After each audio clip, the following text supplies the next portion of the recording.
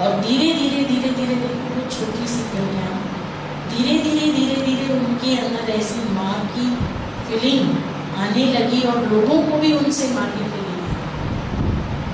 और उनका जो शरीर का जो बनावट था वो भी एक स्वरूप लेने लगा, माँ का स्वरूप लेने लगा। और बाबा ने भी उनको मम्मा बेटी इसी नाम से पुकारते थे। धीरे धीरे बाबा की मुरलियों का इतना अच्छा श्रवण करना, आज्ञाकारी बनना, वफादारी बनना, मतलब हर गुण जो हम अभी सुन रहे हैं रोज 1 जून से लेकर के पूरे 30 जून तक, मम्मा की कितनी विशेषताएं हैं। यदि उन विशेषताओं में से एक विशेषता भी हम इस संगम के ऊपर धारण करें तो बहुत महान बन जाएंगे।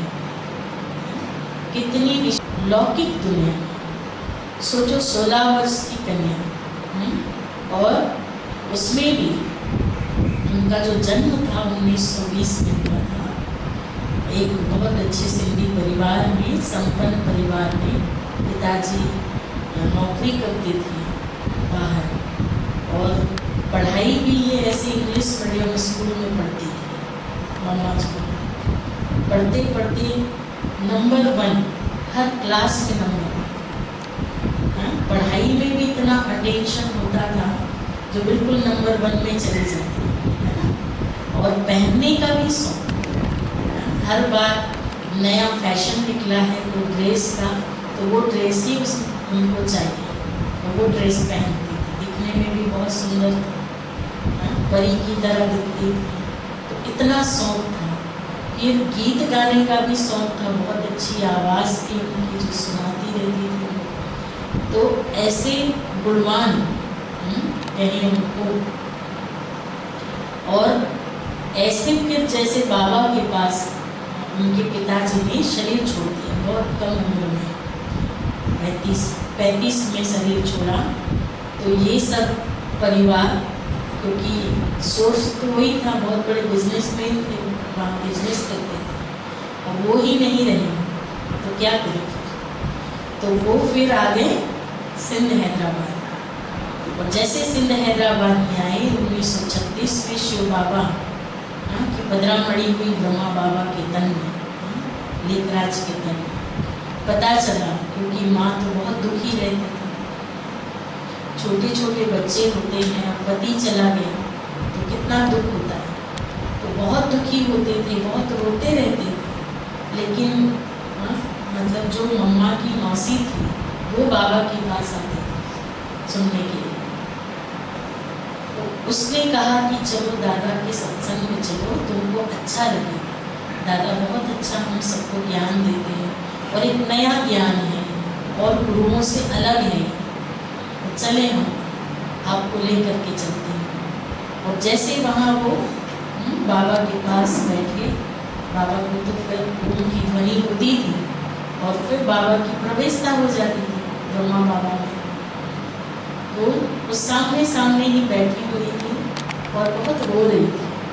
तब बाबा ने अपनी वाणी खत्म करने के बाद उस बच्ची को पास बुलाया और बोला कि बच्ची तुम क्यों रो रही हो, है ना। तो उसने बताया ऐसा। बाबा ने कहा कि रोता कौन है, सारा दिन रोता कौन है, जो विधवा होता है, लेकिन तुम तो अविनाशी आत्मा हो और इस अविनाशी आत्मा का जो पति परमेश्वर है, जो कभी भी उसका नाश नहीं होता है, तो फिर क्यों रो रही हो। उस दिन से उनका रोना बंद हो गया। फिर ऐसे बहुत अच्छा लगता था।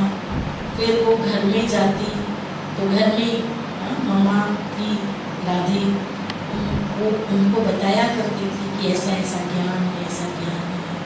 फिर वो मम्मा भी उनको जो बाबा ने जो सुनाते थे मुरली वगैरह उसको ले जाते। उनको समझ में नहीं आता था कौन सुनाए, क्योंकि सिंधी पढ़ते थे सब लोग ना, हिंदी नहीं जानते थे। मम्मा को आता था, सिंधी भी आता था, हिंदी भी आता था और गुरुवाणी बोलते हैं ना, वो गुरुमुखी, सिंधी में गुरुमुखी होता है जो बच्चों को भी सिखाया जाता है गुरुद्वारे में।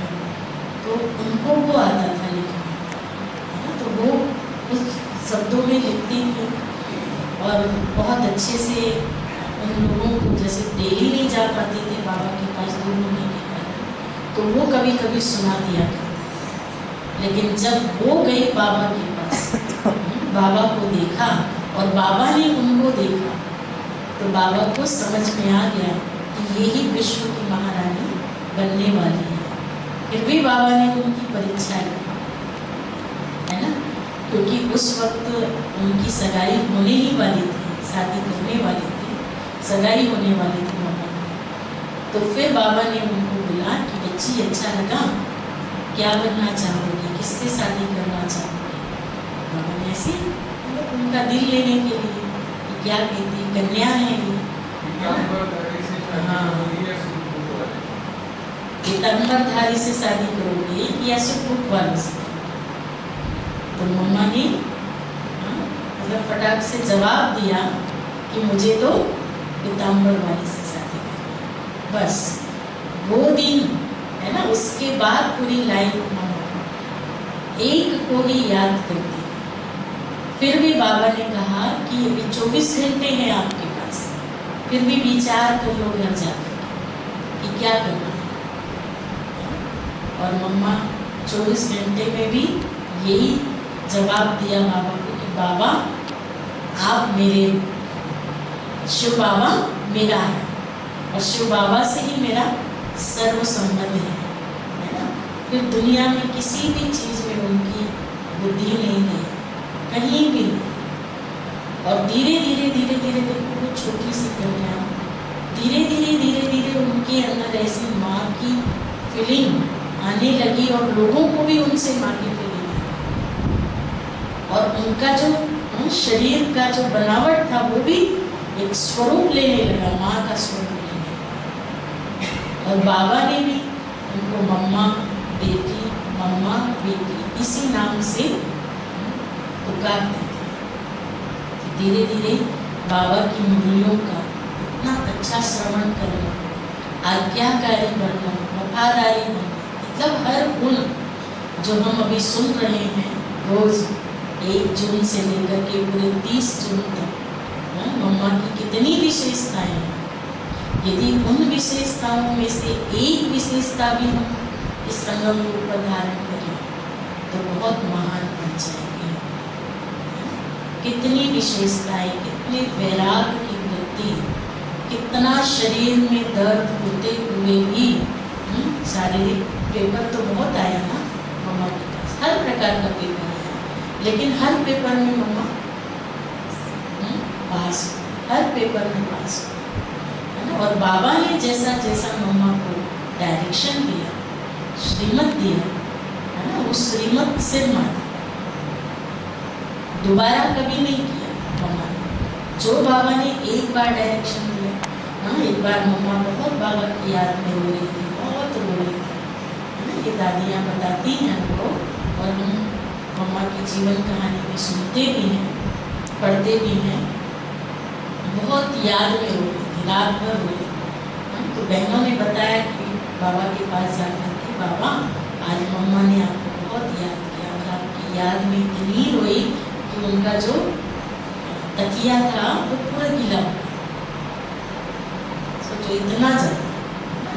तो बाबा मम्मा के पास गए और मम्मा को बोला कि आप तो माँ हो ना, माँ का स्वरूप है आप में, और माँ क्या करती है, हर एक के आंसुओं को पोंछती है, हर एक के आंसू को, है ना, मतलब हिम्मत देती है और बंद करा देती है। तो आपका आंसू निकलेगा तो फिर क्या होगा, बच्चों का क्या। उस दिन की वो श्रीमत ऐसे धारणा में आ गई उनकी कि ऐसी एक परिस्थिति आई थी, पूरे यज्ञ में ऐसी परिस्थिति आई थी, हर एक के आंसू निकले थे, लेकिन मम्मा के आंसू,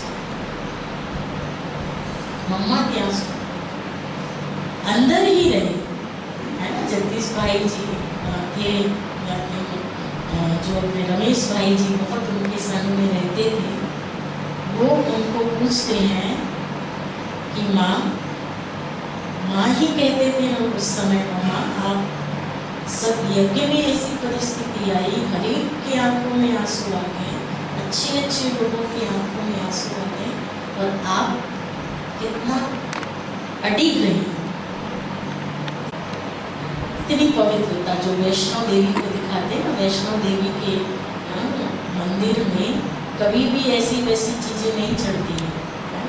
जो लोग देवियों को चढ़ाते वो चीज भी नहीं चढ़ता। यहाँ तक कि वो तो ऊपर बैठी हुई हैं पहाड़ों के बीच में, लेकिन नीचे भी जो स्थान बना हुआ है जहाँ से ऊपर लोग चढ़ते हैं, उन सब होटलों में भी कभी भी कोई प्याज और लहसुन की चीजें नहीं। कितनी शुद्धता है। बाकी जगह में तो फिर भी होटल जो बने हैं उसमें कई तरह की चीजें लोग खाते पीते हैं, इतनी धारणाओं में नहीं है, लेकिन वहाँ तो इतनी प्योरिटी, पवित्रता, त्याग, तपस्या, वैराग है ना। और हम सब सुन रहे हैं ना, नीच, कोई भी चीज की आसक्ति नहीं। जैसे बाबा को कोई आसक्ति नहीं, ऐसे को भी कोई आसक्ति नहीं, निशक्त आत्मा में। तो ऐसी थी मम्मा, है ना। और मम्मा की जो आज की वाणी है वो आप जब सुनेंगे तो इतना अच्छा लगेगा कि कैसे बाबा ने छोटे से परिवार में, छोटे से परिवार को भी क्या क्या टाइटल दिया, और बाबा की प्रति भावना इतनी ज़्यादा, बहुत, मतलब जो बाबा कहे, मान लो जैसे अभी हम कहते हैं कि इतना जल्दी कोई चीज़ बनेगा कैसे। पार्टी आई थी एक बार आबू में, और वो पार्टी बस जा ही रही थी। बाबा को बादाम देते थे, मिश्री देते थे, और इलायची देते थे, और रुमाल हिलाते बाहर पांडव भवन के बाहर, है ना, विदाई दे रहे हैं। और विदाई के समय बाबा मम्मा को कहते हैं कि मम्मा इनको शुद्ध घी का हलवा खिलाओ। कैसे बनेगा इनकी तो बस जाने वाली उस समय तो इतनी सुविधाएं भी नहीं थी, एक दो बस होती, लेकिन बोला किसने? Almighty authority. आज एक बार हम सबका संकल्प चलता, इतना जल्दी कैसे हो पाए, कैसे हो पाए, इतना जल्दी तैयारी कैसे कर पाएंगे। लेकिन मम्मा ने जी बाबा कहा और गई किचन में, और सब बहने बोलने भी लगी कि मम्मा इतना जल्दी कैसे बन जाएगा, इतना जल्दी कैसे बन जाएगा। मम्मा ने कहा किसने बोला है, आप फटाफट काम करना शुरू, है ना। फटाफट घी निकाला, आटा सेका, आटा सेक करके ऐसे फटाफट हलवा तैयार कर दिया, है ना। बन गया वो हलवा, ऐसा नहीं कि वो कच्चा रहा, अध कच्चे बना के फटफट फटफट करके दे दिया। बिल्कुल पका हुआ हलवा, जो घी ऊपर आ गया पक कर, और डिब्बे में भर दिया। डिब्बे में भर करके मम्मा बाबा के पास, वो ग्रुप चला गया था बस स्टैंड, और उस समय विश्वरतन दादा थे। दादा को बुलाया कि बच्चे आओ, आए और साइकिल लो, और ये तुम बच्चों को उस साइकिल में रखे, और बस स्टॉप तक जैसे पहुँचे, और वो बस निकलने वाली थी, विसिल हो गई थी निकलने की, लेकिन देखा कि ये साइकिल में आ रहा है, रुको रुको कह रहा, तो बस वाले ने भी रोक दिया, और फिर उनको बाबा की वो हलवा मिल गया। कितनी आज्ञा है। हम सबके पास ऐसे कोई पेपर आए हैं, पास हो सकते हैं इन चीजों एवं जी बाबा, जी बाबा ने कहा, मतलब निमित्त बहनों ने भी कहा। यज्ञ में हम रहते हैं, कई बार ऐसे हमारे बड़ों कहते हैं, बड़े लोग, कि अभी आपको आना है। हम ये नहीं कहते हैं कैसे आएंगे, इतना जल्दी कैसे जाना है। अच्छा बोला है ना, तो कोई बात नहीं, इसमें भी कल्याण है। तो इस तरह से मम्मा पास हो गई, और शरीर के भी पेपर आए। शरीर के भी बहुत पेपर, कम नहीं, बहुत ज़्यादा, जिसके हम सब के पास जब पेपर आते हैं ये क्या हम सोचते हैं ऐसे, कितने क्वेश्चन पे क्वेश्चन हमारे अंदर, लेकिन मम्मा के अंदर नहीं, बस कर्मातीत बनना। मतलब सांसें कितना चलती है, और जैसे बच्चे आते हैं ना सामने तो बिल्कुल वो रोक लेती, कंट्रोल कर लेती, मतलब प्रकृति जीत गई। और लास्ट टाइम तक भी मतलब 24 जून को भी मतलब ऐसी हालत नहीं थी। आज हम बिस्तर में पड़े रहते हैं और बाबा कहे कि बच्चे आपके हाथ से छुओ, बच्चों को अंगूर खिलाओ, भले बाबा था, मम्मा ने कहा जी। उस समय भी देखो, जबकि हिम्मत ही नहीं थी उनको बिस्तर से उठने की, अंतिम समय उनको जैसे तैसे करके वहाँ क्लासरूम में लाया, बिठाया, है ना, और अंगूर उनके हाथ में बाबा देते गए, बाबा भी हाथ से ऐसे दिलवाते गए एक एक बच्चे को। तब तो अंगूर का महत्व है वहाँ। मम्मा ने अपने हाथ से अंगूर बनाया, लगाया, पौधा लगाया, उसी अंगूर को, मतलब वो भी देखो एक प्रकृति की कितनी अच्छी करामत है कि बाकी समय नहीं फलेगा, जून मास में तैयार हो जाता है। वो प्रकृति भी कुर्बान है उस आत्मा।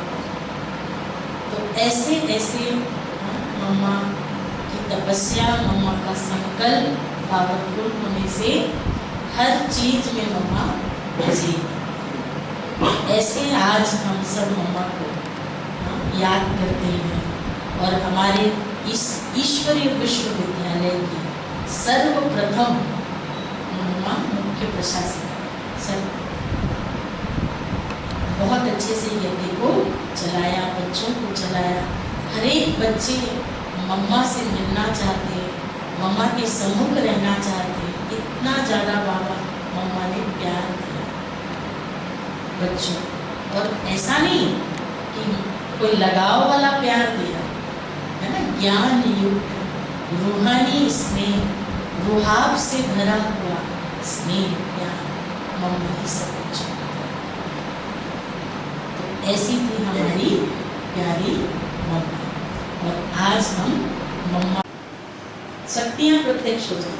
मतलब सोचो कितनी कमजोरी है हम सबके, तो इतनी ललाट बाबू के पास नहीं पहुँची,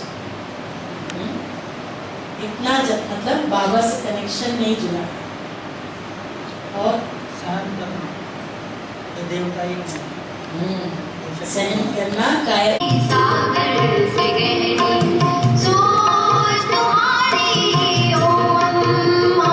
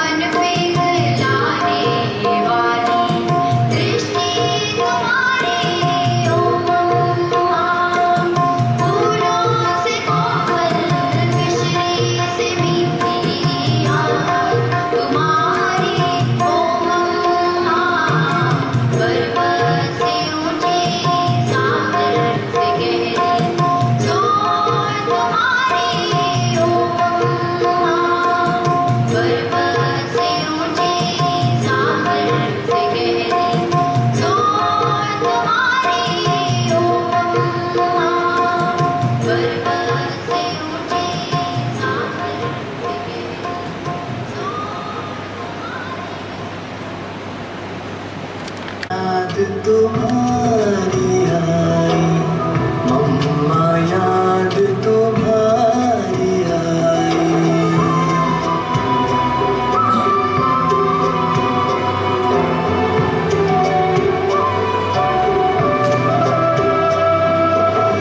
यज्ञ की वेदी पर तुमने क्यों और मम्मा के जीवन की जो विशेषताएं हैं, जो गुण हैं, तो मम्मा का जो मूलतः गुण था वो था गंभीरता था।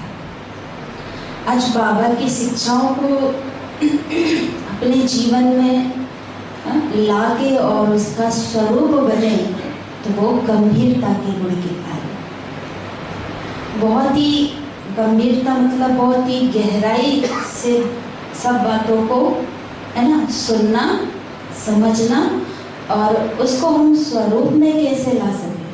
हम तो सुनते हैं, बाबा की अव्यक्त वाणी को सुनते हैं, साकार मुरली को सुनते हैं और थोड़ा चिंतन चलता है कि हाँ हमें ऐसा बनना चाहिए, लेकिन उसके बाद सब भूल जाते है ना, अलौकिक कार्य व्यवहार में साकार में आ जाते हैं। लेकिन मम्मा को जैसे ही बाबा के मुख से जो भी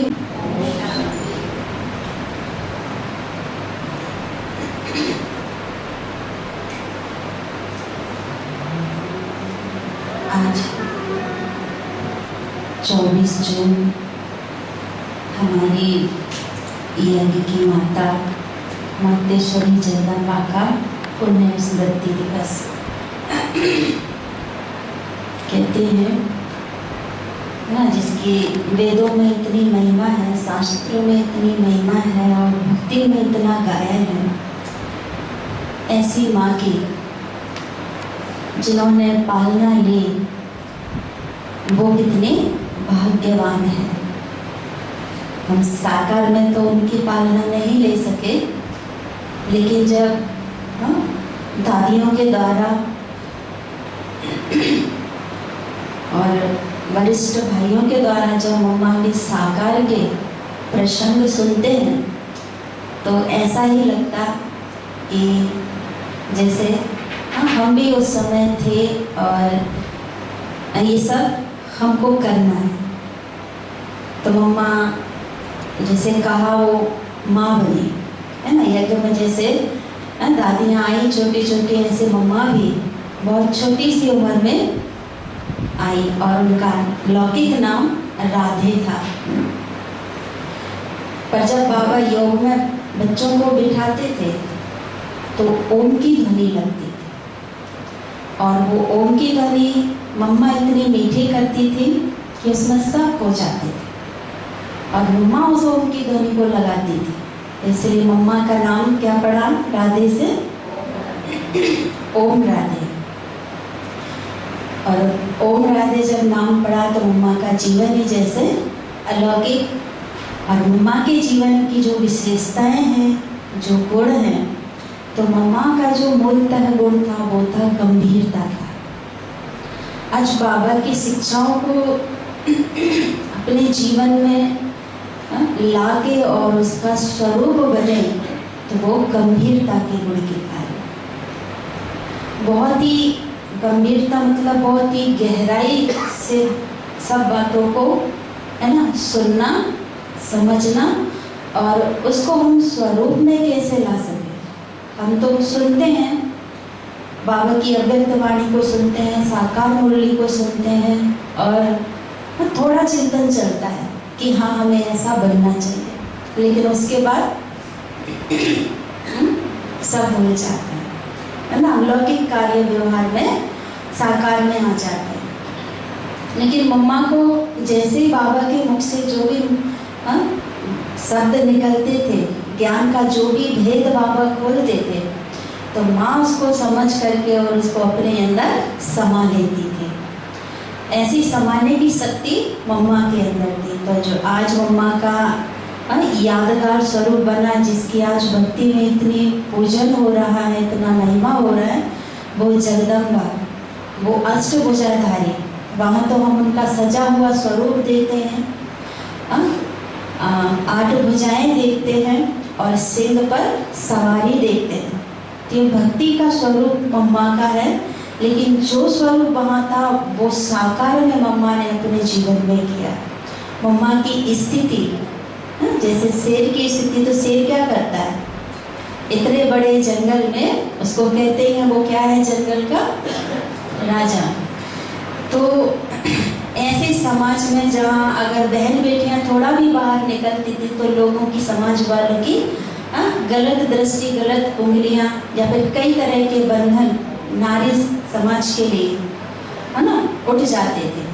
ऐसे में मम्मा ने अपनी शक्ति को इतना बढ़ाया और हर कार्य में बाबा की हर श्रीमत को, है ना, साकार करके आगे बढ़े। इसी बीच, है ना, जब संस्था के संस्थापक ब्रह्मा बाबा के ऊपर कई ऐसे आरोप लगाए गए, है ना, जिनके कारण वारंट निकला और बाबा को, है ना, लेने आए, तो मम्मा ने वहाँ भी अपनी शक्ति का असर दिखाया और इतनी मजबूत स्थिति में डटी रही कि मम्मा ने, है ना, बाबा तक किसी को पहुँचने नहीं दिया और खुद ही कोर्ट में जाकर के क्या किया, है ना, वो सारे सबूत दे करके और मम्मा ने उस समस्या का, जो भी समस्या थी उसका समाधान किया। तो ऐसे लिए उनका यादगार पड़ा है, तभी हम कहते हैं शेरों वाली, उसको शेरों जैसी शक्ति थी उनके अंदर। फिर हम उनको पहाड़ों वाली भी कहते हैं। पहाड़ों वाली क्यों कहते हैं? क्योंकि थी तो वो हमारी जैसे एक साकार साधारण जीवन में, लेकिन उनकी जो मानसिक स्थिति थी वो इतनी ऊंची थी, ऐसी उच्च अवस्था थी कि आज जो छोटी छोटी बातें आती, जैसे आज बाबा ने मुरली में सहन शक्ति की बात कही, हम सब ब्रह्मावस्थ रोज मुरली सुनते हैं, रोज ज्ञान, है ना, और योग करते हैं, लेकिन कितना हम कोशिश करते कि ऐसी शक्ति हमारे अंदर आ जाए और हम एक पल भी हलचल में ना, ऐसे बिल्कुल एक स्तंभ की तरह डटे रहे। लेकिन मम्मा ने ऐसा स्वरूप धारण किया था। आज वो इस ऊंचाई तक पहुंची तो बहुत सारी बातें उनके शरीर के द्वारा भी आई होंगी, बहुत सारी बातें उनके समाज के द्वारा, ब्रह्मावसों के द्वारा बहुत सारी बातें आई होंगी, लेकिन उन सब बातों में भी वो सहन शक्ति की मूर्ति बनकर डटी रही। तो इसीलिए उनको अष्टभुजाधारी कहते हैं। 8 शक्तियाँ जो मम्मा ने, है ना, साकार में हमको बताया कि किस तरह से हमें कमियों को समाना है, सहन करना है ना, और सहयोग देके सबको आगे बढ़ाना है, सबके लिए शुभभावना रखनी है, साथ साथ परखना और समय पे निर्णय लेना, है ना। तो जो अष्ट शक्तियाँ बाबा ने हमें ज्ञान में धारण करने के लिए कहा, उन 8 शक्तियों का भी वो स्वरूप रहे, इसलिए उनको शेरों वाली, पहाड़ों वाली और अष्टभुजाधारी कहते हैं। और भौतिक श्रृंगार तो जब वो लौकिक में कॉलेज में पढ़ती थी तब हम सभी ने सुना उनकी जीवन कहानी में कि थोड़ा सा फैशन का मम्मा को शौक था, लेकिन जब मम्मा ज्ञान में आई और जब बाबा ने आत्मा का 16 श्रृंगार मम्मा को बताया और मम्मा ने उस चीज को गहराई से समझा, तो मम्मा ने अपने एक एक अंग को उन ज्ञान रत्नों से सजाया। कैसे हमें सबके लिए आत्मिक दृष्टि रखनी है जिससे हमारी आंखें पवित्र बनेंगी, है ना। कैसे हमें अपने मुख को बहुत ही मीठा और बहुत ही मधुर बोल बोलने हैं, उन्होंने अपने मुख का श्रृंगार किया। कानों से कोई मम्मा के पास शिकायत लेके जाता था किसी की कमी कमजोरी को, तो मम्मा उसके लिए तो ध्यान देती थी, लेकिन शिकायत करने वाले की स्थिति को भी इतना ऊंचा बना देती शिक्षा दे करके, है ना। तो उनके कान भी क्या, ये कानों का श्रृंगार था। हम तो सुनकर साधना के लिए कुछ भी ना थोड़ा सा नीचा भाव रख लेते, लेकिन मम्मा ने कभी किसी की शिकायत सुन के ऐसा निर्णय तुरंत नहीं लिया, बल्कि उस आत्मा की उस कमजोरी को परखा और परख के उसको भी शिक्षा दी कि आप ऐसा सुन रहे हैं या आपने ऐसा देखा तो ये आपकी कमी है ना। हाँ वो गलत है, हाँ वो ऐसा कभी नहीं मम्मा ने किया। तो इस तरह से जो भक्ति में देवियों के श्रृंगार का गायन है, कहते ना कनक समान कलेवर, आँखों के लिए भी गायन है ना, कानों के लिए भी गायन है।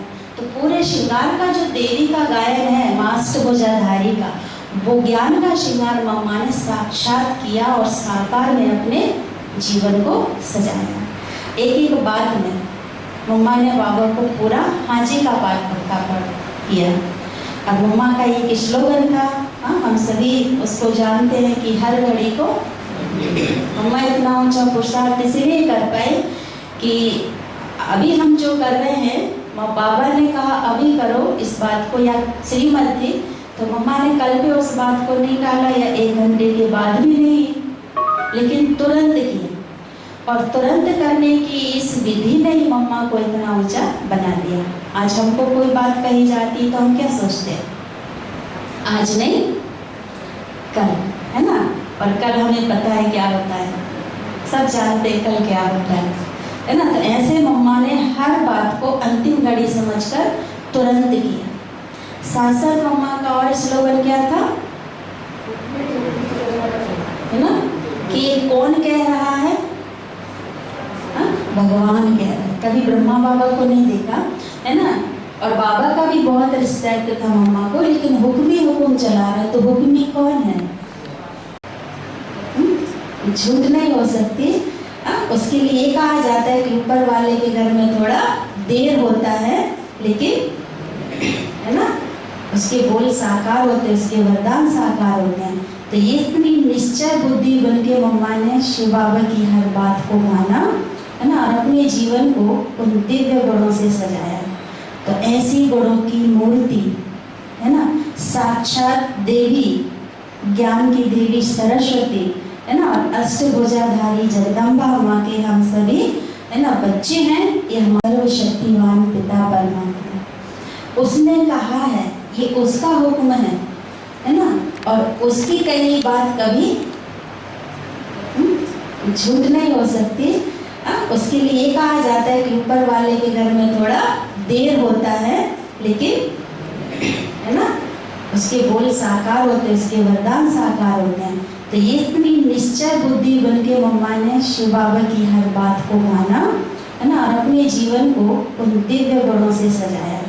तो ऐसी गुणों की मूर्ति, है ना, साक्षात देवी, ज्ञान की देवी सरस्वती, है ना, और अष्टभुजाधारी जगदम्बा माँ के हम सभी, है ना, बच्चे हैं। ये हमारा बहुत बड़ा सौभाग्य और गर्व की बात है हम सबके लिए। तो हम सभी मम्मा को पुष्पांजलि अर्पित करेंगे, अपनी भावनाएं अर्पित करेंगे, श्रद्धा सुमन अर्पित करेंगे। लेकिन फलस्वरूप हमने आज कोई ना कोई अपने जीवन में ऐसा हम दृढ़ संकल्प लें कि मम्मा की किसी भी ऐसे गुण को हम अपने जीवन में लाने के लिए संकल्पित हो जाएं कि हम भी मम्मा के जैसा स्वरूप धारण करके बाबा को प्रत्यक्ष करने में बहुत सटीक हमारा पार्ट है। ये शुभकामनाओं के साथ ओम शांति। महोत्सव के लिए तो आज का दिन, है ना, यज्ञ के इतिहास में कहें 24 जून एक ऐसा दिन है जिसमें मम्मा की एक अमिट छाप सभी ब्रह्मावत्सों के दिल में छप जाती है। तो हमारे बीच डॉक्टर दिलीप नलगे जी हैं, वो मम्मा के प्रति एक भाव, है ना, गीत के द्वारा हम सभी के सामने रखेंगे, है ना। सम्मानित भ्राता डॉक्टर दिलीप नलगे जी।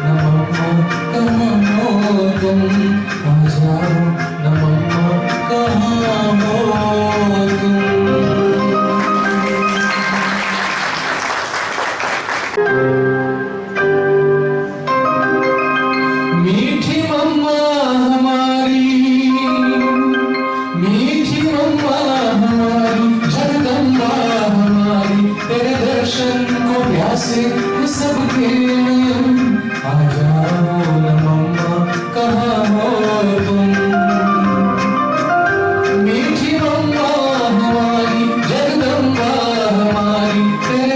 दर्शन को प्यासे है सबके नयन। आ जाओ न मम्मा कहाँ हो तुम, आ जाओ न मम्मा कहाँ हो तुम।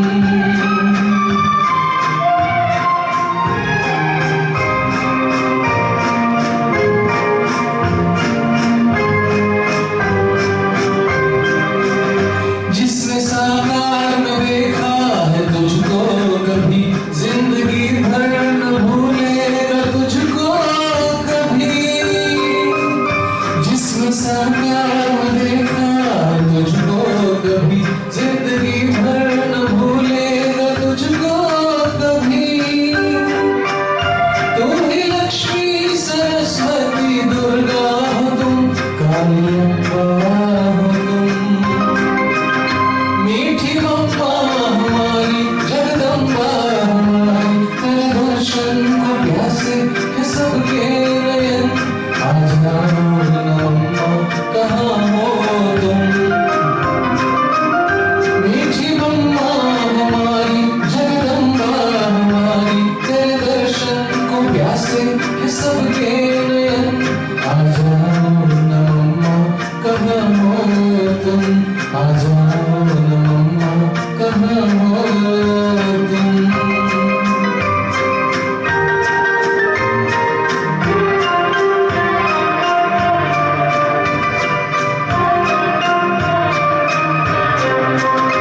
ज्ञान देवी सरस्वती तू ही मगर, बनेगी नदी गुप्त किसे थी खबर।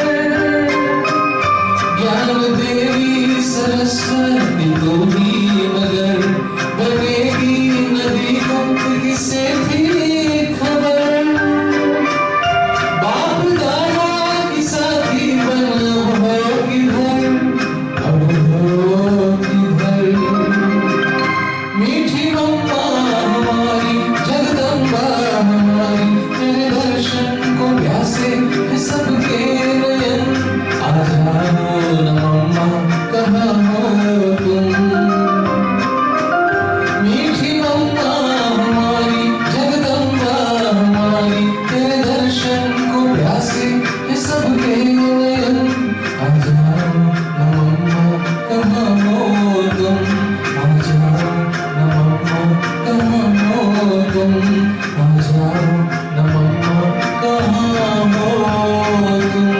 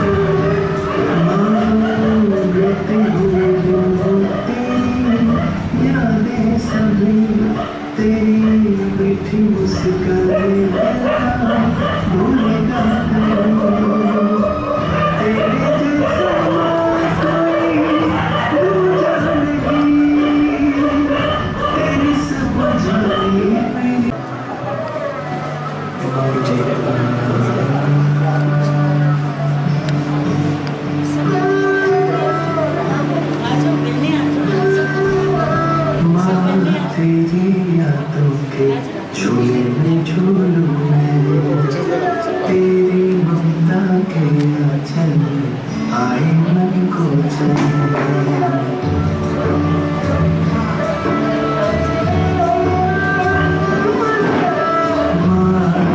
तेरी यादों के झूले में झूलूं मैं, तेरी ममता के आंचल में आए मन को चैन। तेरी बेलन में दीवानी, कानों में रसगुल्ले, नैनों से छलकता और भाग्य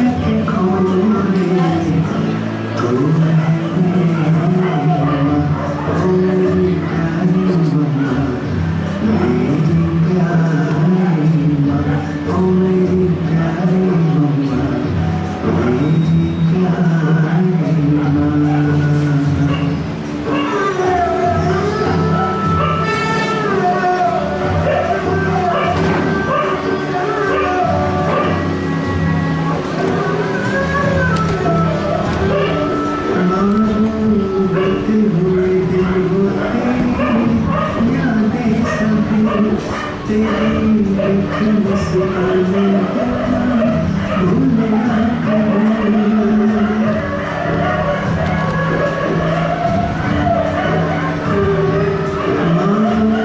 मांगते हुए दिन होती यादें सभी तेरी मीठी मुस्काने भूलना कभी। तेरे जैसा कोई दूजा नहीं, तेरी सब जानी मेरी पूजा नहीं। मेरी प्यारी माँ, ओ मेरी प्यारी मम्मा, मेरी प्यारी माँ।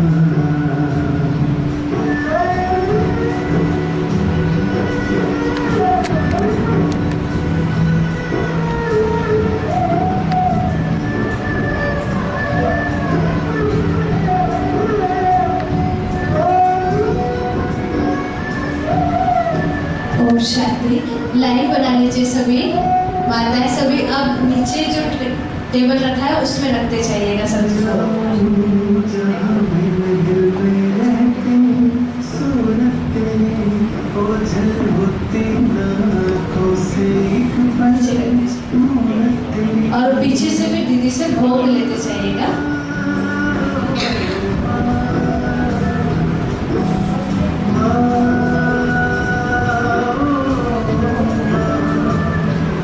जाऊं जहाँ भी मैं दिल में रहती सूरत तेरी ओझल होती आँखों से एक पल मूरत तेरी।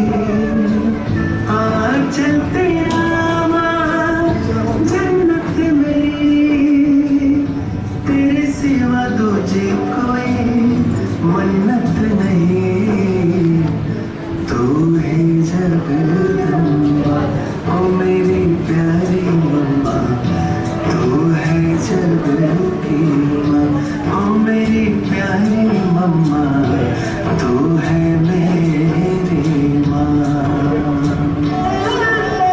माँ तेरी यादों के झूले के आंचल में आई मन को चैन, तेरी निर्मल मीठी वाणी कानों में रस घोले, नैनों से यूं नूर छलकता द्वार भाग्य के खोले। ओ मेरी प्यारी मम्मा,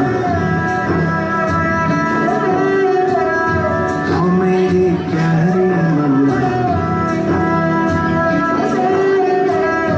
ओ मेरी प्यारी मम्मा।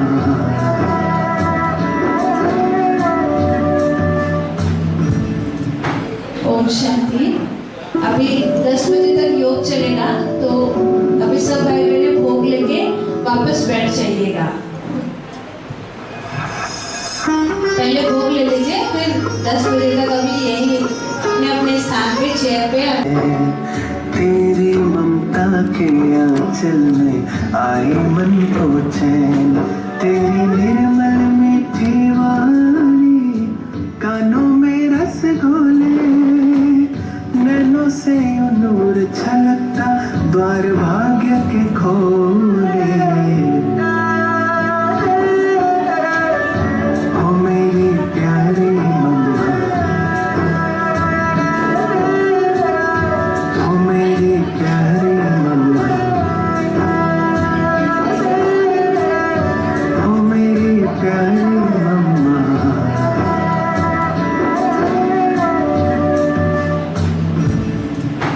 ओम शांति।